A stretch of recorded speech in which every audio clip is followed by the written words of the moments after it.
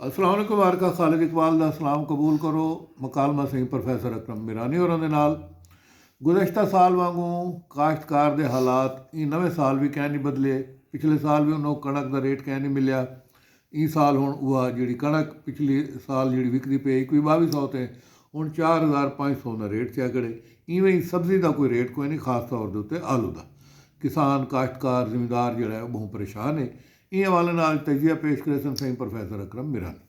Doctor साहब पिछले साल असा गंदम का रोना तो रोंदे रहे हैं जी बिल्कुल। और जो असाडा ख्याल है कि गंदम हुण फसल ज़ाय थी वैसी, चूँकि 2021 ते वेंदी पई है, समगल थी वैसी, ज़ाय थी वैसी, और अल्टीमेटली सर्दियां दे वेले आसन उन वेले लोगों को ये 4,500-5 हज़ार ते मिलसी और वह हालत असा फेस करने पे जी बिल्कुल। तो उन वेले लोगों ने जानवरों को खवा दी थी, वो क्या करेगा हुण ई वेले। डॉक्टर साहब जरा आलू का हाल है वो गंदम को भी बुरा है।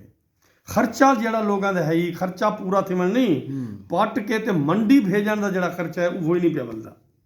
और ई वेले वसी पैमाने दुते लोग जिन्होंने जानवर पाले हुए हैं वो हुण आलू कट के लोग जानवरों को खवेंदे पे, क्योंकि आलू मुफ्त मिलता पे, मुफ्त पिया मिलते। जेड़ा वहाई खड़े उनके कोल तो जानवर कह नहीं ना सही जी जी जी बिल्कुल। सो असा को देखो से हुकूमत दी नाहिली क्या है इहदे तो आपको पता है अफगानिस्तान नाल तुम्हारा बॉर्डर बंद है, तुम्हारे आलू अफगानिस्तान और अफगानिस्तान को सेंट्रल एशिया में हैं। तुसा ये ख्याल क्यों नहीं किया भी अगर अफगानिस्तान का बॉर्डर बंद है तो असा केड़े रूट नाल आलू भेजेसूँ या केड़े मुल्क बै को भेजने चाहिए। मुतबादल को तलाश कोई मुतबादल सोचा ही नहीं। हुण अज जो तुसा सोचना चाहो अज ये ऐसी फसल तो नहीं जी कोई 6 महीने तुसा रख सकते हो।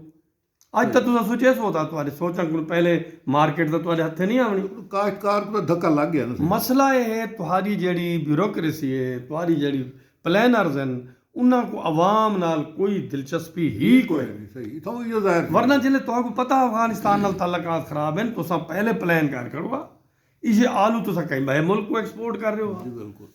अच्छा एक दूजा है डॉक्टर साहब गाल है कि ये आलू प्रोसेस करने का कोई कारखाना ही तो लाओ ना। ऊं पासे तो कोई नहीं, उनते कोई वहदा ही जी नहीं। बिल्कुल। कोई प्रोसेस थी वजन बाकी दुनिया बंदा ड्राई को बोला लेट बेच देवे। सो किसान को थोड़ा जहा जरा किसान है ना चावल वाला वो थोड़ा जहा साह मिले। अच्छा गंदम गल गई है हुण वत गंदम 3 महीने बाद तो आंदी पई है। जी बिल्कुल आमनी जे तुम्हारे को क्या प्लान है। असा सिर्फ याद है तुसा मार्केट को खुला छोड़ दो बाप तुसा वन्यो ही ना। सही याद है। लोग आप संभाल गिन सन। अच्छा सर एडे वड्डे बहुत सारे था इदारे पूरे मुल्क च बने ज़राअत के हवाले नाल ते वो कुछ नहीं करे सर वो तो सिर्फ तनख्वाह बेटे गिनदन जरा को बजट होया वो रिश्वत खा गए, बाकी कोई भी कम कोई नहीं। तुसा फील्ड कहीं किसान को वल पुछो कहीं तुम्हारे को कोई ज़राअत वाला बंदा है। अच्छा तुम्हारी कहीं फसल को बीमारी केड़े सीजन क्या लगती है कहीं कोई दसे। हालांकि फील्ड फोर्स के इदारे बने हुए सो ये तो टोटल सारा सरकारी मुलाजिम तो टोटल इन्हें कसम चाहिए हुई है पब्लिक के मफाद की गाल नहीं करनी।